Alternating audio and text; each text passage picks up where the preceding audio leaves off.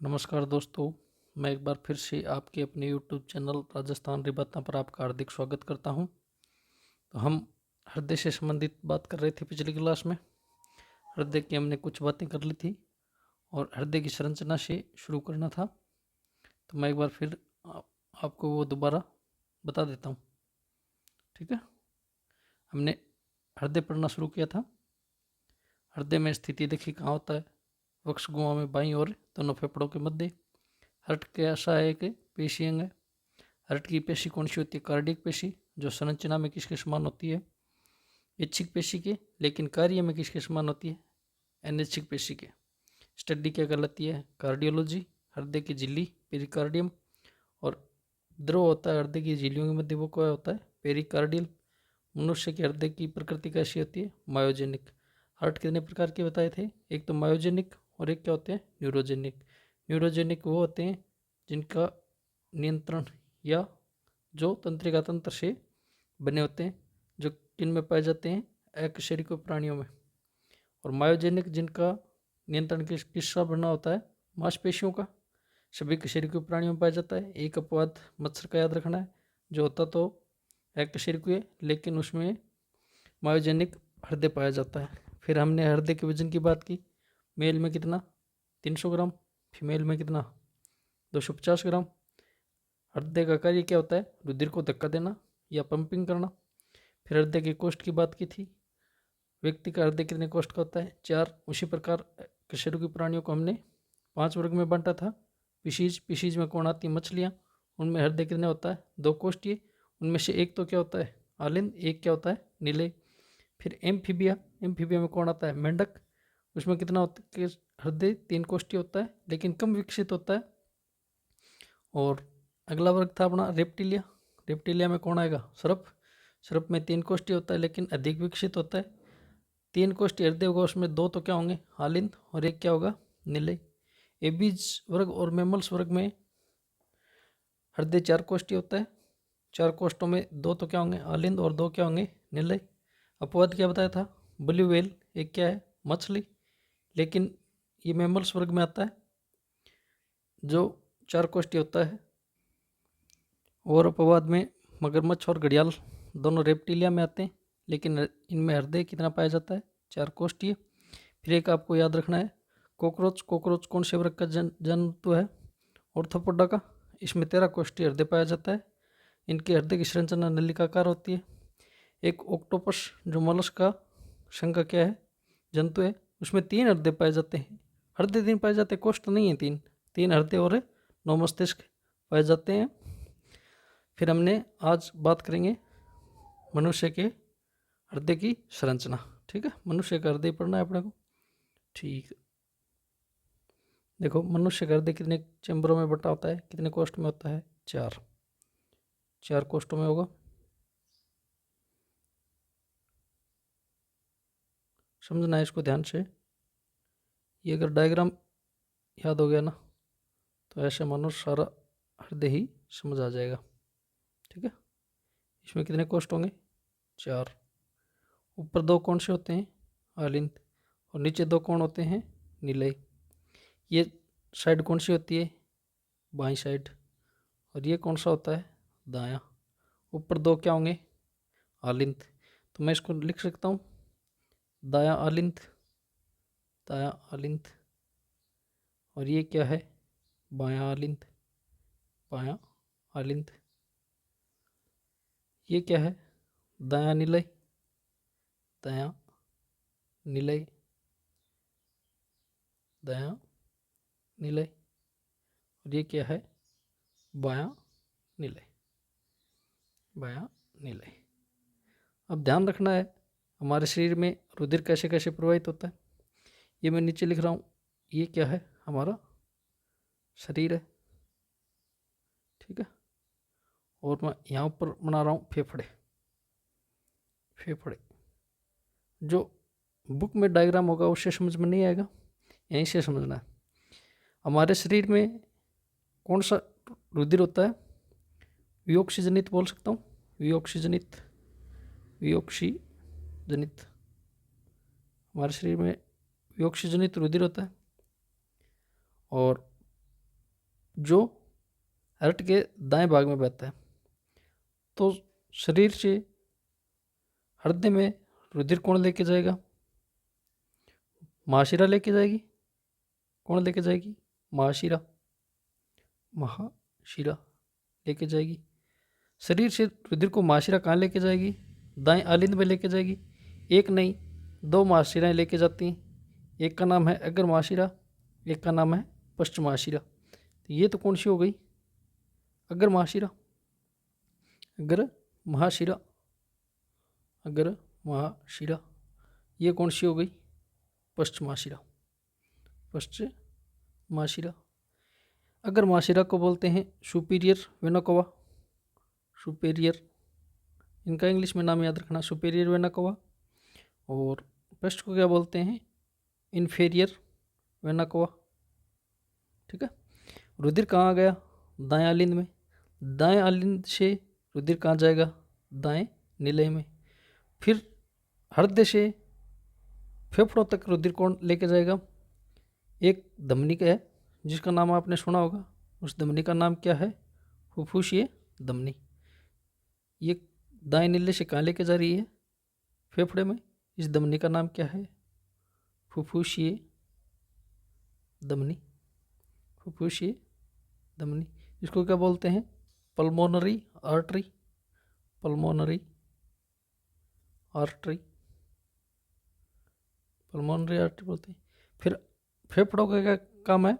रुधिर को क्या करेगा? ऑक्सीजन देगा। भाई रुधिर में क्या आई है फेफड़ों तक? विऑक्सीजनिता है, मतलब किसकी मात्रा आई है? CO2 की। हम श्वास बाहर छोड़ेंगे तो CO2 को बाहर निकाल देंगे, अंदर क्या लेंगे? ऑक्सीजन। और आपको हमने बताया हीमोग्लोबिन का एक अणु 4 ऑक्सीजन के साथ क्रिया करेगा, तो इसमें क्या हो जाएगा? रुधिर ऑक्सीजनित हो जाएगा। फिर फेफड़ों से रुधिर किधर आएगा? बाएं आलिंद में आएगा। और बाएं आलिंद में कौन लेके आएगा? फुफ्फुसीय शिरा। जो भी कितनी होती हैं? 4 शिराएँ होती हैं जो रुधिर को बाएं आलिंद में लेके आती हैं। उनका नाम क्या है? फुफ्फुसीय शिरा। फुफ्फुसीय शिरा। इसको क्या बोलते हैं? Pulmonary vein. Pulmonary pulmonary vein. ठीक है। रुधिर कहाँ गया? बाएं आलिंद में। बाएं आलिंद से रुधिर किधर जाएगा? दाएं आलिंद में। फिर दाएं आलिंद से हमारे शरीर में रुधिर वापस जाता है। ये काम कौन करता है? महाधमनी। महाधमनी, महाधमनी, जिसको क्या बोलते हैं? एओर्टा बोलते हैं। ठीक है। अब ये डायग्राम आपको ध्यान रखना है। एक बार दोबारा समझो। हमारा हृदय कितने भागों में? 4। ऊपर 2 क्या? निलय। नीचे 2 क्या? ऊपर 2 क्या? आलिंद। नीचे 2 क्या? निलय। ये कौन सी दिशा है? दायां। दायां आलिंद और दायां निलय। ये कौन सी दिशा है? बायां आलिंद और बायां निलय। आपको पूछ ले हृदय के कौन से भाग में विऑक्सीजनित रुधिर बहता है, तो कौन सा भाग है ये? दायां। और हृदय के कौन से भाग में ऑक्सीजनित रुधिर बहेगा? ऑक्सीजनित किधर बहेगा? दाएं भाग में। ऑक्सीजनित, ऑक्सीजनित। रुधिर को ऑक्सीजनित करने का काम कौन करता है? फेफड़ा। तो सर्वप्रथम हमारे शरीर में जो रक्त है वो कैसा है? विऑक्सीजनित। उसको हृदय तक ले जाने का काम कौन करेगी? महाशिरा। एक ही नाम दिया हुआ तो आपको याद रखना है महाशिरा। लेकिन महाशिरा कितनी होती हैं? 2। एक तो होती है पश्च और एक क्या है? अग्र। अग्र महाशिरा तो हमारे सिर से ऊपर की तरफ, मतलब बोल सकता हूँ मैं, हार्ट से ऊपर की ओर जुड़ी होती है, जो ऊपर से रुधिर को कहाँ लेके आती है? हार्ट में। और पश्च महाशिरा नीचे से, मतलब बोले तो पैरों की दिशा से हार्ट में लेके आती है। फिर जैसे ही दाएं आलिंद में रक्त आया तो कहाँ चला जाएगा? बाएं नीले में। दाएं नीले में चला जाएगा। कहाँ चला जाएगा? दाएं नीले में। फिर दाएं नीले से फेफड़ों तक ले जाने का काम कौन करेगी? फुफ्फुसीय धमनी। फिर फेफड़ों में रुधिर का क्या होगा? ऑक्सीजनित होगा। ऑक्सीजनित रुधिर को बाएं आलिंद में कौन लेके आएगी? फुफ्फुसीय शिरा। बाएं आलिंद से कहाँ आएगा रुधिर? बाएं निलय में। और बाएं निलय से रुधिर हमारे शरीर में वापस पुनः किसके माध्यम से आएगा? महाधमनी के माध्यम से आएगा। ठीक है। इतनी बातें याद में रह जाएंगी। ठीक है। फिर हृदय के 4 भाग है, मैं आपको पूछ लूँ इनमें से सबसे बड़ा भाग कौन सा है? तो सबसे बड़ा भाग कौन सा होता है? बायां निलय। और सबसे मोटी दीवार भी इसी की होती है। ठीक है, तो आगे मैं आपको ये लिख के बता देता हूँ। जो चित्र में दर्शाया है उसको हम किस प्रकार लिख सकते हैं, आपको थ्योरी के रूप में आएगा, लेकिन आपको चित्र देख के सब समझ में आ जाएगा। क्या आएगा? सर्वप्रथम शरीर से कौन सा रुधिर है हमारे शरीर में? वियोक्षजनित रुधिर है। वियोक्षजनित रुधिर को हार्ट में कौन लेके जाता है? रुधिर को अग्र व पश्चमाशिरा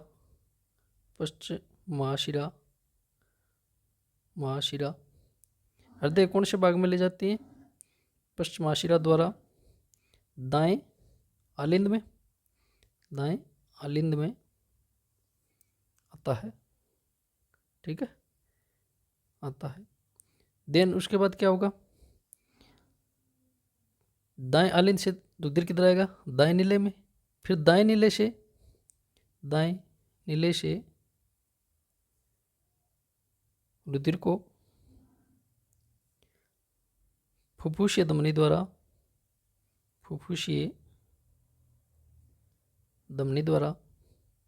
कहाँ लेके जाता है? फेफड़ों में रुधिर जाता है। फेफड़ों में क्या होगा? रुधिर ऑक्सीजनित होगा। फिर फेफड़ों से ऑक्सीजनित रुधिर कौन लेके आएगा? फेफड़ों से ऑक्सीजनित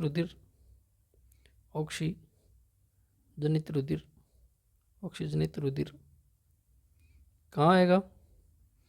4 कितनी है? 4 फुफ्फुसीय शिरा द्वारा कहाँ आएगा? बाएं आलिंद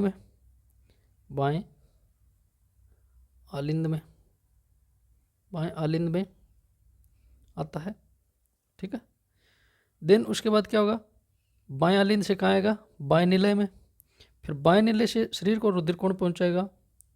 क्या लिखेंगे? बाएं निलय से रुधिर किसके द्वारा जाता है? महाधमनी द्वारा कहाँ पहुंचता है? शरीर में पहुंचता है। एक बात और बताई थी, सबसे बड़ा भाग कौन सा है? बायां निलय क्या है सबसे बड़ा? बायां निलय हृदय का सबसे बड़ा भाग है। सबसे बड़ा भाग है, या कोष्ठ बोल सकते हो, कोष्ठ है। तथा इसकी दीवार भी सबसे मोटी है। ऐसा क्यों है भाई? हृदय के कौन से भाग से हमारे शरीर को रुधिर जा रहा है? बाएं सबसे बड़ा भाग कौन से जा रहा है? बाएं नीले से जा रहा है ना। तो जायज़ सी बात है कि सबसे बड़ा भाग यही होगा, और दीवार भी इसकी सबसे मोटी होगी। ठीक है, क्यों होगी? ज़्यादा रुधिर होगा तो कहीं दीवारें फट नहीं जाए, इसलिए दीवार भी सबसे मोटी किसकी होगी? बाएं नीले की। और सबसे बड़ा भाग भी कौन सा होगा? बायां नीले। ठीक है, इस डायग्राम को में जो लिखा था ना वही नीचे थ्योरी के रूप में लिखा है। एक बार डायग्राम को और देखो। शरीर में कैसा है? वियोक्षजनित रुधिर हार्ट में के दाएं आलिंद में कौन लेके जाएगी? महाशिरा कितनी? अग्र और पश्च 2। फिर कहाँ आएगा? दाएं नीले में। दाएं नीले से फेफड़ों में कौन लेके जाएगी? फुफ्फुसीय धमनी। और फेफड़ों में क्या होगा? ऑक्सीजनित रुधिर को कौन लेके आएगी? फुफ्फुसीय शिरा, जो कितनी होती है? 4। फिर कहाँ आएगा? बाएं आलिंद से कहाँ आएगा? बाएं नीले में। और बाएं नीले से पुनः शरीर में कौन लेके जाएगा? महाधमनी। आशा करता हूँ इतनी बातें आप समझ गए। फिर मैं एक बात और बताता हूँ, एक बात और ध्यान से सुनो। मनुष्य का हृदय का आकार कैसा होता है? मनुष्य कि हृदय का आकार कैसा होता है? बंद मुट्ठी के समान, बंद मुट्ठी के समान, बंद मुट्ठी के समान। फिर एक आपने नाम सुना होगा दोहरा परिसंचरण तंत्र, दोहरा परिसंचरण तंत्र, परिसंचरण तंत्र। और एक नाम सुना होगा एकल परिसंचरण तंत्र, एकल परिसंचरण तंत्र, परिसंचरण तंत्र। दोहरा परिसंचरण तंत्र क्या है? जो रुधिर हृदय में से 2 बार गुजरे वो तो क्या है? दोहरा परिसंचरण तंत्र। और एकल परिसंचरण तंत्र क्या है? जो हृदय से केवल 1 बार गुजरे। दोहरा परिसंचरण मनुष्य में कैसा है? दोहरा एक बार कौन से भाग में आया? दाएं भाग में, फिर फेफड़ों में चला गया, फिर बाएं भाग में आया, फिर शरीर में आया। मतलब कितनी बार गुजरा? 2 बार। ऐसा ही एकल परिसंचरण तंत्र किस में पाया जाएगा? पिशीज वर्ग में। पिशीज वर्ग में बताया था हार्ट के कितने भाग होते हैं? 2। एक तो क्या है ऊपर वाला आलिंद, एक क्या है नीले। इसमें क्या होगा? जैसे शरीर है, पिशीज में कौन आएंगी? मछली आएंगी, तो उनमें फेफड़े पाए जाएंगे क्या? नहीं, गलफड़े लिख सकता हूँ मैं, गलफड़े पाए जाते हैं, गलफड़े। शरीर से रुधिर कहाँ आएगा? आलिंद में। आलिंद से कहाँ जाएगा? नीले में। और नीले से कहाँ जाएगा? गलफड़ों में। फिर गलफड़ों से रुधिर किधर आ जाएगा? डायरेक्ट किधर आ जाएगा? शरीर में। तो मतलब हृदय से कितनी बार गुजरा? केवल 1 बार गुजरा ना। तो ये क्या है? एकल परिसंचरण तंत्र है। ठीक है, दोनों बातें समझ में आ गई। ध्यान रखना है एकल परिसंचरण तंत्र किस में पाया जाएगा और दोहरा किस में पाया जाएगा। तो इसमें क्या लिख सकता हूँ मैं? दोहरे परिसंचरण तंत्र में रुधिर का हृदय से होकर 2 बार गुजरना क्या कहलाता है? दोहरा परिसंचरण तंत्र। और हृदय से 1 बार गुजरना एकल परिसंचरण तंत्र। रुधिर का हृदय से होकर 1 बार गुजरना, 1 बार गुजरना क्या है? एकल परिसंचरण तंत्र। 1 बार गुजरना क्या है? एकल परिसंचरण। एग्जाम्पल याद रखने, पिशीज वर्ग को छोड़कर सभी केस में आएंगे दोहरे परिसंचरण तंत्र में। पिशीज ये किन में होगा? ओनली पिशीज वर्ग में। पिशीज वर्ग में कौन आती हैं? मछलियाँ। और पिशीज वर्ग में मैंने बताया था ना आपको कितने कोष्ठ होते हैं? 2 कोष्ठ होते हैं, इसलिए किसमें एकल संचरण पाया जाएगा? इसमें कौन कौन आएगा? पिशीज को छोड़ दो। फिर मेंढक में दोहरा होता है। सर्प, रेप्टिलिया, पक्षी में भी दोहरा होता है। मैमल्स में मनुष्य का याद रखो, मनुष्य का। ये तो क्या हो गया? कशेरुकी। इनके अलावा एक पूछ सकता है आपको केचुआ। केचुए में भी कैसा होता है? दोहरा परिसंचरण तंत्र होता है। ठीक है, पीसीज में क्या पाया जाएगा? एकल परिसंचरण तंत्र। फिर एक बात याद रखना, मैं नीचे लिख रहा हूँ, मछली के हृदय को क्या बोलते हैं? विनस आर्ट बोलते हैं। मैं लिख देता हूँ नोट की बात याद रखनी है। मछली के हृदय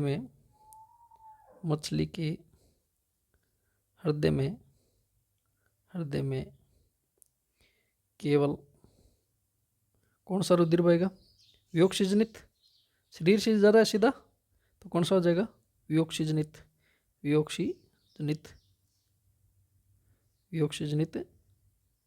रुधिर बहता है। ठीक है, एक बात याद रखनी, ये एक ही बात याद क्या रखनी है? मछली के हृदय को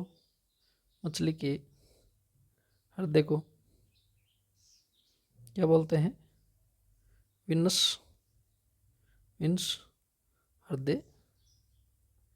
ये बात याद रखनी है, विनस हृदय कहते हैं। ठीक है, एकल परिसंचरण तंत्र और दोहरा परिसंचरण तंत्र समझ में आया? एकल में क्या होगा? 2 ही कोष्ठ पाए जाएंगे, एक तो क्या है? आलिंद, और एक क्या है? नीले। शरीर से रुधिर किधर जाएगा? आलिंद में। आलिंद से कहाँ आएगा? नीले में। और नीले से कहाँ जाएगा? गलफड़ों में। और गलफड़ों से सीधा कहाँ आएगा? शरीर में। ये तो क्या है? ऑक्सीजनित। और ये रुधिर था शरीर में, वो कौन सा था? वे ऑक्सीजनित। तो आपको पूछ सकता है मछली के हृदय में कौन सा रुधिर बहता है? ओनली वियोक्ष-जनित। और एकल परिसंचरण तंत्र भी किस में पाया जाएगा? पीसीज वर्ग में। और मछली के हृदय को क्या बोलते हैं? विनस। ठीक है, इतनी बातें ध्यान में रखना। अब इससे आगे की बात करते हैं। एक मिनट समझना, हमारा हृदय कितने कोष्ठों में होता है? 4 कोष्ठों में।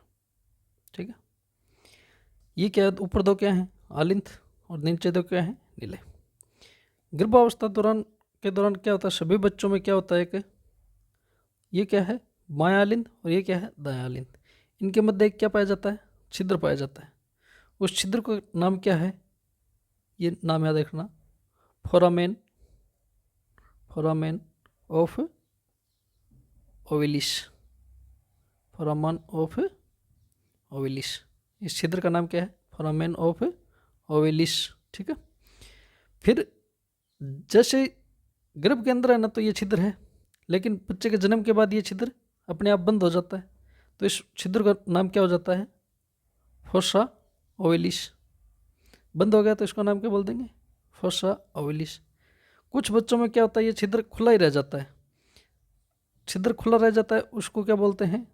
ऐसे बच्चों को क्या बोलते हैं? ब्लू बेबी बोलते हैं। क्या बोलते हैं? Blue baby. उसके शरीर का रंग क्या सा हो जाएगा? नीला। और इस रोग का नाम क्या है? ये याद रखना है। इस रोग का नाम क्या है? साइनोसिस। इस रोग का नाम क्या है? साइनोसिस। ये ब्लू बेबी रोग और किसके कारण हो सकता है? नाइट्रेट का नाम सुना है? नाइट्रेट, नाइट्रेट, नाइट्रेट क्या होता है? NO3 minus. अगर जल में नाइट्रेट का प्रदूषण है ना, तो उसके कारण भी कौन सा रोग हो जाता है? Blue baby syndrome. ये केमिस्ट्री की बात है, मैंने बता दिया यहीं। ब्लू बेबी का नाम आया तो नाइट्रेट के प्रदूषण के कारण भी क्या हो सकता है? Blue baby. अपने को याद रखना है, बाएं आलिंद और दाएं आलिंद के मध्य एक छिद्र पाया जाता है गर्भावस्था में, उसको क्या बोलते हैं? Foramen of ovalis. जन्म के बाद ये छिद्र बंद हो जाता है तो इसका नाम क्या हो जाता है? फोसा ओविलिस। अगर ये जन्म के बाद भी खुला रह जाता है तो ऐसे बच्चों में ब्लू बेबी रोग हो जाता है। और इस रोग का नाम भी क्या बोलते हैं? साइनोसिस। ठीक है, ये बात है। ऐसे समझ में आ जाएगी क्या? ऐसे समझना है तो ऐसे समझ लो, वरना लिख देते हैं। 1 मिनट रुको, क्या लिखोगे? लिखना है गर्भावस्था के दौरान, गर्भावस्था के दौरान, गर्भावस्था में के दौरान मतलब गर्भावस्था में दाएं आलिंद व बाएं आलिंद के मध्य, बाएं आलिंद के मध्य एक क्या पाया जाता है? छिद्र पाया जाता है, जिसे क्या बोलते हैं? Foramen of ovalis. क्या बोलते हैं? फोरामेन ऑफ ओविलिस कहते हैं। लेकिन क्या होता है? बच्चे के जन्म के बाद ये बंद हो जाता है। बच्चे के जन्म के बाद छिद्र बंद हो जाता है, तो इसे क्या बोलते हैं? तो इसे फोसा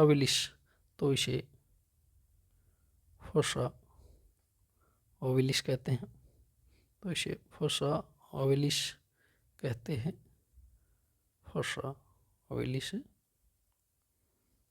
कहते हैं। लेकिन ये बंद नहीं हो तो इसे क्या बोलते हैं? कुछ बच्चों में यह छिद्र क्या रह जाता है? खुला। यह छिद्र खुला रह जाता है। तो ऐसे बच्चे क्या कर लेते हैं? ऐसे बच्चे ऐसे बच्चे ब्लू बेबी तथा रोग का नाम क्या है, तथा रोग को क्या कहते हैं, साइनोसिस। ये नाम याद रखना। साइनोसिस रोग किसके कारण होता है, दायां लिंद और बायां लिंद के मध्य छिद्र होने के कारण कौन सा रोग होता है, साइनोसिस कहते हैं। फिर मैंने एक और क्या बताया, किसके कारण हो सकता है, नाइट्रेट के कारण। तो नोट लगा के लिख लेना, नोट, जल में नाइट्रेट क्या होता है, NO3 माइनस। नाइट्रेट के प्रदूषण के कारण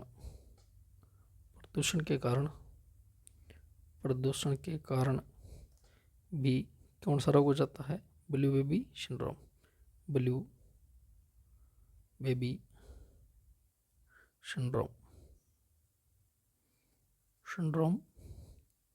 हो जाता है। ठीक है, इसको वो डायग्राम ध्यान में रखना। दोनों आलिंदों के मध्य क्या पाया जाएगा, छिद्र, उसका नाम याद रखना है। तो फोरामेन ऑफ ओविलिसिस, पूरी लाइन मत रटा करो, दो आलिंद है उनके मध्य छिद्र है, उसका नाम क्या है, फोरामेन ऑफ ओविलिस। अगर छिद्र बंद हो गया तो नाम क्या, फोसाविलिस। अगर छिद्र खुला रह गया तो क्या हो जाएगा, ब्लू बेबी या साइनोसिस। और किसके कारण भी हो सकता है, जल में नाइट्रेट के प्रदूषण के कारण भी हो सकता है। ठीक है, चलो फिर आगे देखो। हृदय में क्या पाए जाते हैं, कपाट, या जिसको क्या बोलते हैं, वॉल। हृदय के कपाट,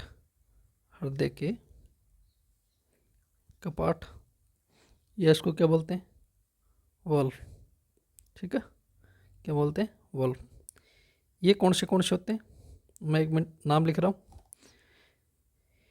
एक कपाट होता है जिसका नाम क्या है, बाइकस्पिड।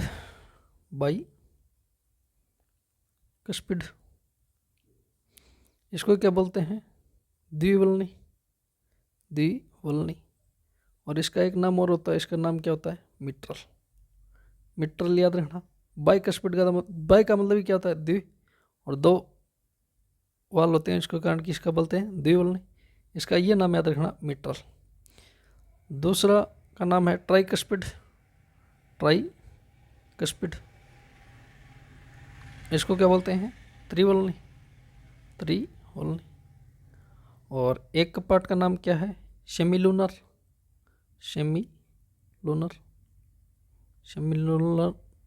कपाट। ठीक है, ये ऑप्शन में नहीं मिले ना, तो इसकी दो भाग होते हैं। एक का नाम आपको मिल सकता है पल्मोनरी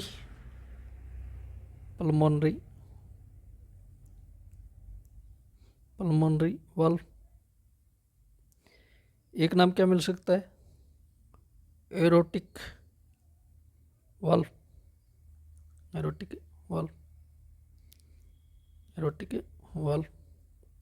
ठीक है, और चौथा वाल्व का नाम कौन सा है, यूस्टेकिन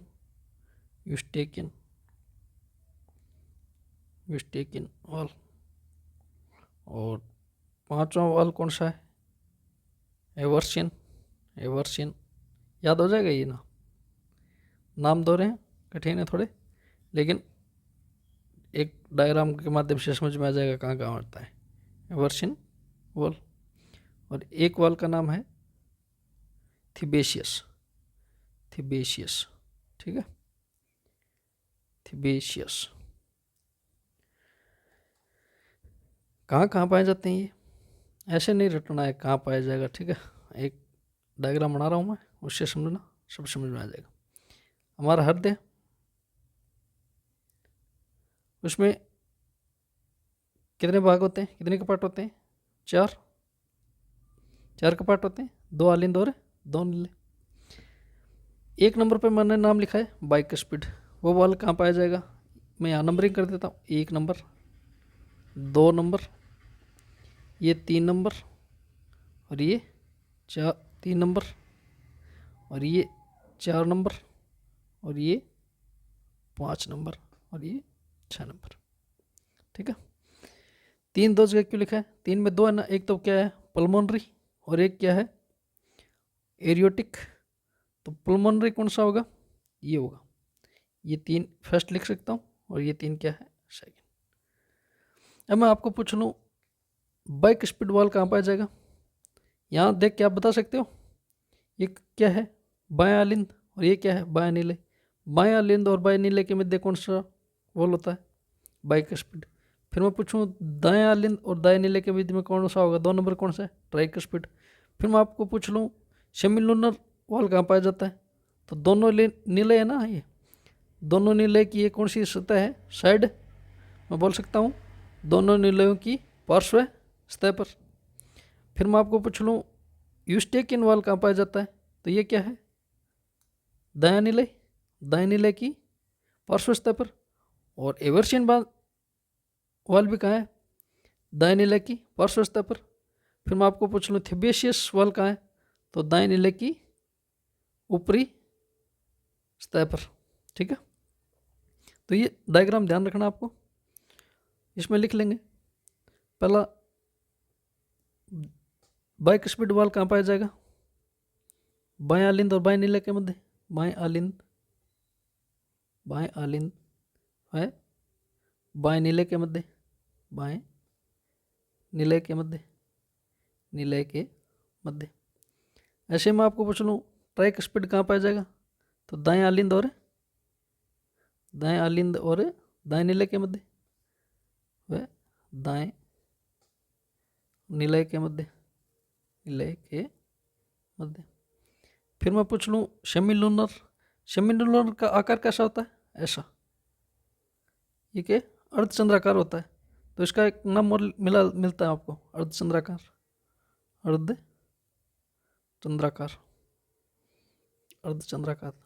फिर मैं आपको पूछ लूँ सेमी लूनर कहाँ पाया जाता है? तो दोनों नीलियों की पार्श्व सतह पर। कहाँ पाया जाएगा?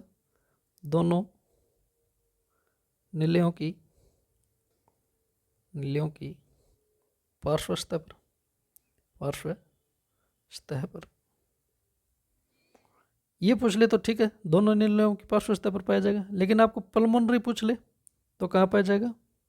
दायां लिंद की पार्श्व सतह पर। इसको हटा देते हैं। कहाँ पाया जाएगा? दाएं अलिंद की पार्श्व सतह पर। दाएं अलिंद की पार्श्व सतह पर। इसका पल्मोनरी नाम क्यों है? ऊपर एक डायग्राम बनाया था, याद है क्या? सर्वप्रथम देखो, ये यहाँ से कौन जुड़ा हुआ है? Pulmonary artery. तो इसका नाम क्या हो गया? पल्मोनरी। और यहाँ क्या जुड़ा हुआ है? महाधमनी। इसको नाम क्या है? एरोटा। तो इस वाल का नाम क्या हो जाएगा? एरियोटिक। ठीक है, तो पल्मोनरी कहाँ पाया जाएगा?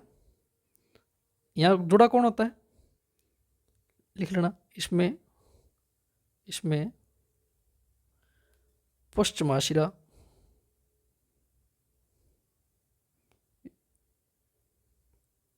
नहीं पश्चिमाशिरा नहीं, इसमें कौन जुड़ा होता है? फुफ्फुसीय धमनी। और ये कहाँ पाया जाएगा? बाएं आलिंद की पार्श्व सतह पर। बाएं आलिंद की पार्श्व सतह पर। यहाँ से कौन जोड़ी होती है? महाधमनी पार्श्व सतह पर, इसका नाम इसलिए। यूस्टेकियन वाल कहाँ पाया जाता है? भाई ये हार्ट बनाया था, उसके किस भाग में था? दायां लिंद में। दायां लिंद की कौन सी सतह पर? पार्श्व सतह पर। तो कहाँ पाया जाएगा? दाएं आलिंद की पार्श्व सतह पर।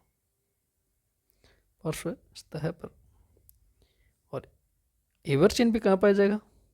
दाएं आलिंद की पार्श्व सतह पर। आलिंद की पार्श्व सतह पर। और थिबेशियस कहाँ बताया? यहाँ ऊपर। तो दाएं आलिंद की ऊपरी सतह पर।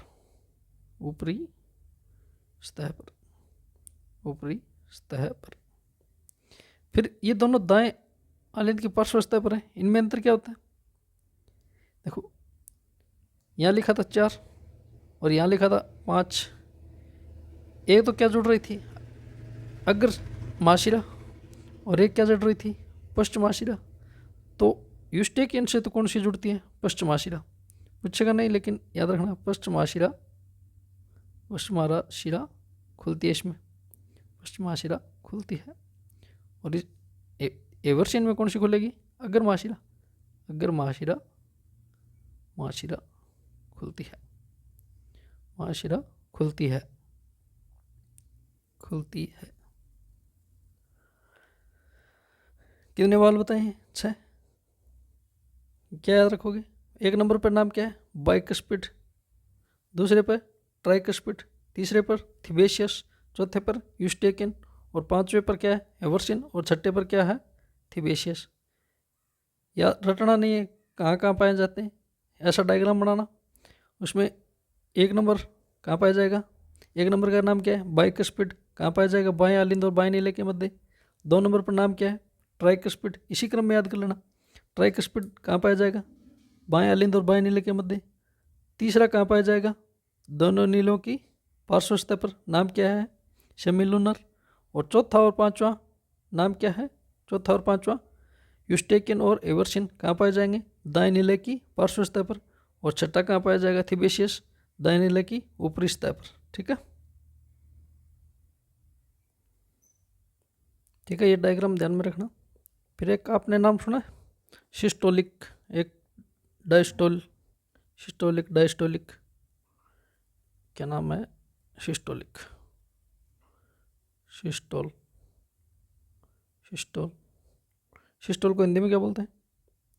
प्रकुंचन। क्या बोलते हैं? प्रकुंचन। प्रकुंचन का मतलब क्या हुआ? सिकुड़ना। वह एक नाम है डायस्टोलिक, डायस्टोल। इसका हिंदी में क्या बोलते हैं? अनुशिथिलन, अनुशिथिलन, अनुशिथिलन। हिंदी में नाम नहीं याद रहा हूँ तो इंग्लिश में याद रखना, सिस्टोल और डायस्टोल। इसके कारण क्या होता है? हमारे शरीर का रुधिर प्रवाह होता है। अनुशिथिलन द्वारा रक्त हमारे शरीर में प्रवाहित होता है, प्रवाहित होता है। 1 मिनट लिख रहा हूँ मैं, फिर समझा मैं बाद में दूंगा। एक हृदय चक्कर में कितना समय लगता है? 0.8 सेकंड, 0.8 सेकंड का समय लगता है, समय लगता है। फिर एक क्या है? आलिंद,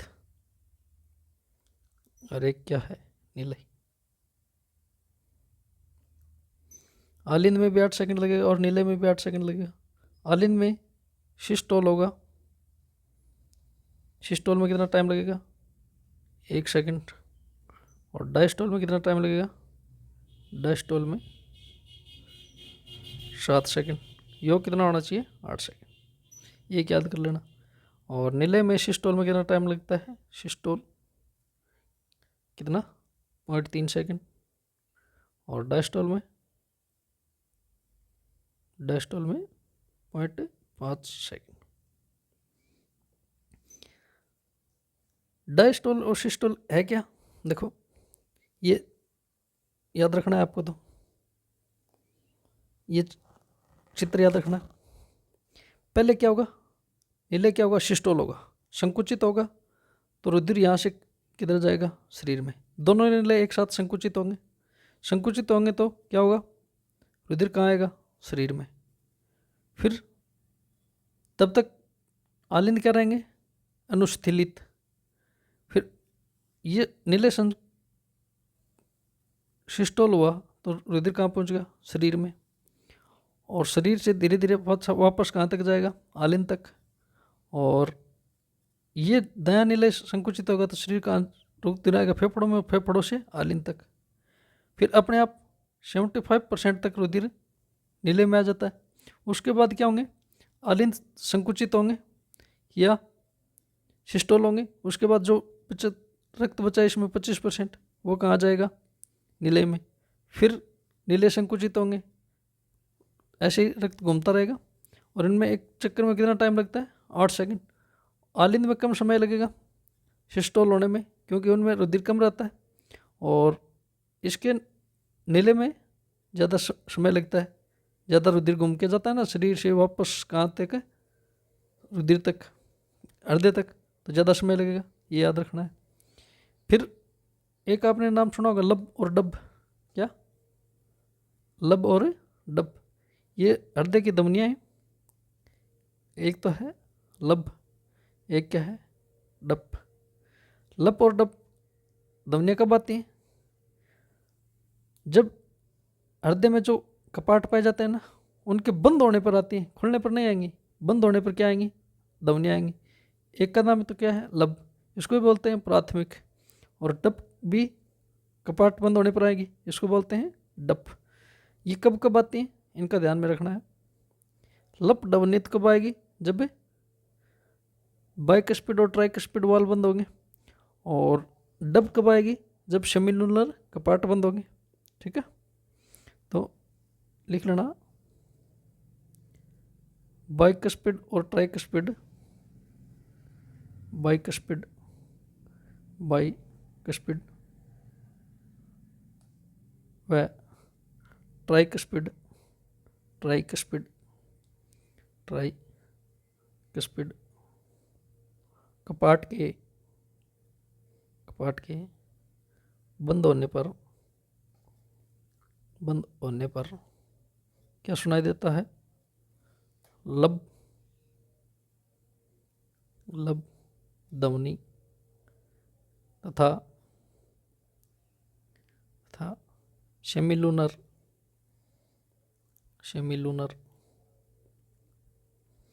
कपाट के बंद होने